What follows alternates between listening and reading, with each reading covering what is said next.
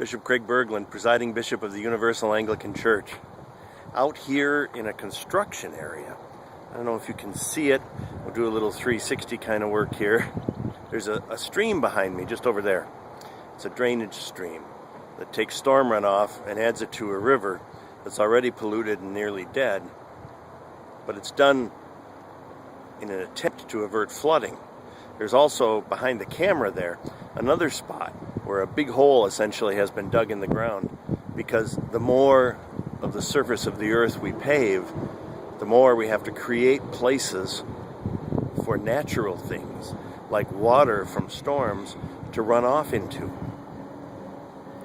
We don't like change very much, but we like change that we label as progress.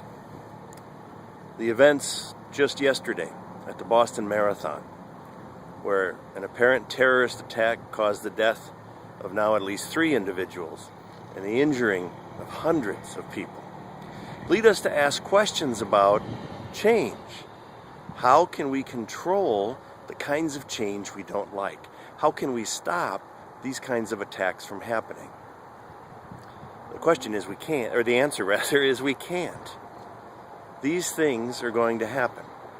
We can do our best to prevent them. We can take all the precautions that might be available to us, but in the end, reality is things happen that are beyond our control.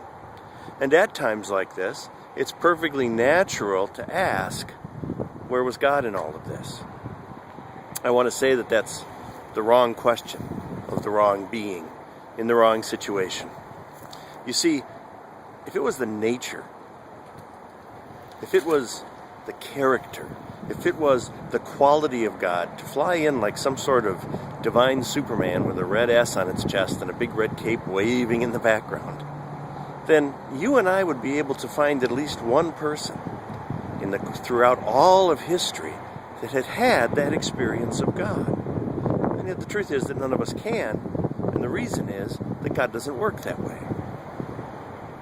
If we want to protect ourselves from terrorist attacks, then we need to agree as a people to take the kinds of actions that are compassionate and loving and look to provide for the needs of all people, and so reduce the anger. The same is true of the anger that leads to violence in our cities. You know, we can say all we want to, that all we need to do to end violence in cities is to eliminate gangs, to arrest enough people, to put them in jail long enough, and then the violence will go away. That's a band-aid therapy. It doesn't address the causes.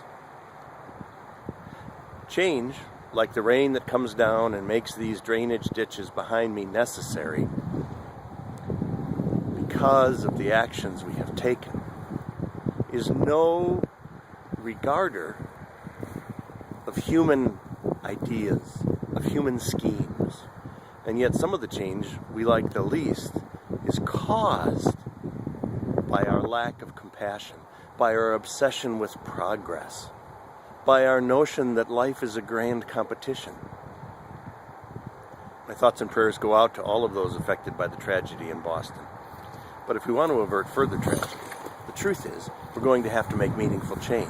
The truth is we're going to have to make meaningful sacrifice. The truth is we're going to have to get to the point where we decide that there is a point where we have enough. There is a point where we've done enough. There is a point where we can stop clearing forest, stop clearing wetlands in the name of concrete and progress. And there is a point where we have enough that we're willing to share with others. Where there is a point where we're willing to say we're grown up enough to move beyond tribalism, and so stop marginalizing people.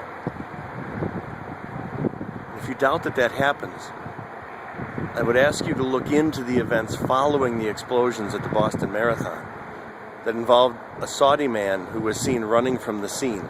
Never mind that thousands of people were running from the scene. The police drove to his home outside the city and ransacked it for no other reason than the color of his skin. We need to wake up, people. We need to move beyond racism, tribalism, greed, and selfishness, or those bombs are going to keep exploding. Or these rivers are going to keep being polluted by drainage streams fed by parking lots. It's within our control to change it. And as long as we believe that God's going to change it on our behalf through exterior means, then we'll just lay back lazy and keep right on going the way we are. God has no hands and feet but ours. God was present in that disaster, in that terrorist attack, through the acts of the people who were first responders, who worked to save others. But if you really want to see where God was present at that attack, God was there in the people laying wounded and dead on the pavement. If you want to do something for God, if you claim to believe in God, if you claim to believe that you lead a spiritual life and that spirituality informs what you do, stop the violence by removing the cause. Of course, that requires us to reach out in love. It requires us to change. Maybe we're not ready to do that yet. But I'm one of those people that's going to keep pushing for us to do it. Because if there is to be a future for my grandchildren, we need to change. Until next time, I'm Bishop Craig Berglund. I wish you God's rich blessings. Namaste.